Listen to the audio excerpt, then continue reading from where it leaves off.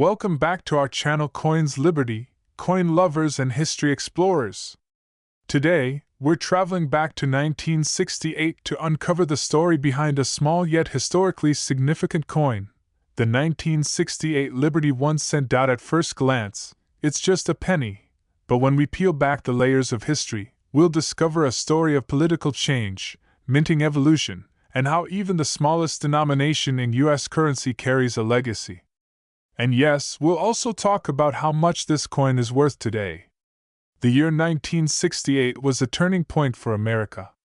The nation was in the midst of the Vietnam War, the civil rights movement was pushing for long overdue justice, and the space race was heating up as NASA prepared for the Apollo missions. It was a year of both turbulence and progress, a year when every piece of American culture, even the coins in our pockets, reflected a changing nation. The Lincoln cent, which had been first issued in 1909 to honor Abraham Lincoln's 100th birthday, continued to serve as a reminder of unity, perseverance, and the values Lincoln stood for. By 1968, the coin was already a veteran of U.S. currency history, having gone through several design changes over the decades. The obverse, or front, of the 1968 Liberty 1 cent proudly features the bust of Abraham Lincoln, designed by Victor David Brenner. Lincoln's calm yet determined gaze represents leadership through hard times, a message that resonated deeply in the late 1960s. Above his head is the word Liberty, and to the right, the date 1968. On the reverse, we see the Lincoln Memorial, designed by Frank Gasparo. Look closely at the memorial, and you can actually spot the tiny statue of Lincoln seated inside, just as it appears in real life in Washington, D.C. The words United States of America arch above, with the famous motto E pluribus unum, meaning out of many, one, reminding us of unity. 1968 was a special year for U.S. coinage because it marked the return of mint marks to the penny. For several years prior, mint marks had been removed to discourage coin hoarding during a national coin shortage. In 1968, the D mint mark for Denver and the S mint mark for San Francisco once again appeared on the coins. If your 1968 penny has a D below the date, it was struck in the Denver mint. If it has an S, it came from San Francisco. And if there's no mint mark, it was made in Philadelphia. The 1968 Liberty 1 cent was made of 95% copper and 5% zinc, weighing 3.11 grams. This high copper content gives older pennies a rich reddish-brown tone, something modern zinc-based pennies lack. Billions were minted in 1968, making them common in circulation at the time.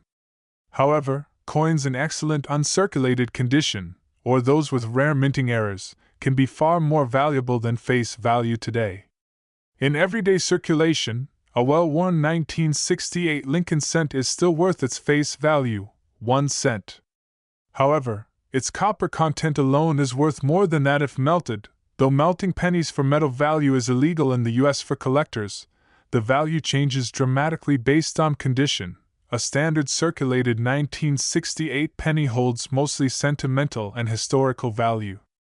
Uncirculated examples with bright, original luster can fetch several dollars. Proof versions, especially from the San Francisco Mint, can command even higher prices. Rare mint errors, such as off-center strikes, doubled dies, or missing letters, can be worth hundreds of dollars to the right buyer. Some might ask, why bother keeping an old penny from 1968? The answer is simple. This coin is a piece of living history. It's a reminder of a nation in transition, a symbol of Abraham Lincoln's enduring values, and a testament to the craftsmanship of U.S. mint engravers. Every scratch, every worn edge tells a story of hands it passed through, pockets it rested in, and the economy it served. So next time you see a 1968 Liberty 1 cent, don't just toss it aside. Hold it up to the light, admire its design, and remember the year it came from. Sometimes, the smallest coins carry the biggest stories. Thanks for joining me on this journey through history.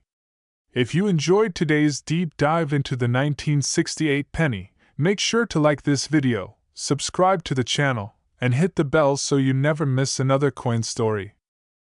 Welcome back, coin lovers and treasure hunters. Today, we're diving into the fascinating story of a small copper coin with a big history, the 1972 Liberty 1-cent coin, also known as the 1972 Lincoln penny. If you've got a jar of old change lying around, this episode might just make you look twice at your pennies. To really appreciate the 1972 penny, we need to take a quick trip back in time. The Lincoln cent was first introduced in 1909 to honor the 100th birthday of Abraham Lincoln. This was revolutionary.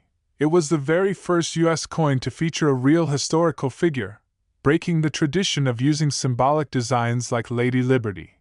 The original 1909 design came from sculptor Victor David Brenner. On the front, or obverse, we see Lincoln's profile, calm, determined, and wise. The back, known as the reverse, originally featured 2 wheat stalks, giving rise to the name wheat penny. Fast forward to 1959, the reverse design changed. The wheat was replaced by the Lincoln Memorial, designed by Frank Gasparo, to commemorate Lincoln's 150th birthday. And this is the design we see on the 1972 penny. By 1972, the United States Mint was producing billions of Lincoln cents every year. This was a time when pennies were still mostly copper, specifically 95% copper and 5% zinc, giving them that warm, rich reddish tone. The 1972 penny was struck at 3 different mints: Philadelphia Mint, no mint mark under the date; Denver Mint, marked with a small d; San Francisco Mint, proof coins with an S mark. The Denver Mint, in particular, struck hundreds of millions of these coins, making them common in circulation, but some special varieties from 1972 have made headlines in the collector's world.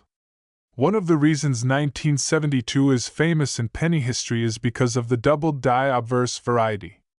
On these coins, the lettering and date appear doubled, a minting error that collectors love. If you ever find a 1972 double die penny, it could be worth hundreds or even thousands of dollars depending on its condition. A regular 1972 penny in worn, circulated condition is still technically worth 1 cent in everyday spending. But for collectors, even a well-circulated 1972 penny can fetch a small premium, especially if it's in excellent shape. Uncirculated or mint-state examples can bring in a few dollars each. Proof coins from San Francisco, especially in pristine condition, are more valuable. And of course, the double die variety is the jackpot find. The 1972 penny is more than just a coin, it's a piece of American history you can hold in your hand.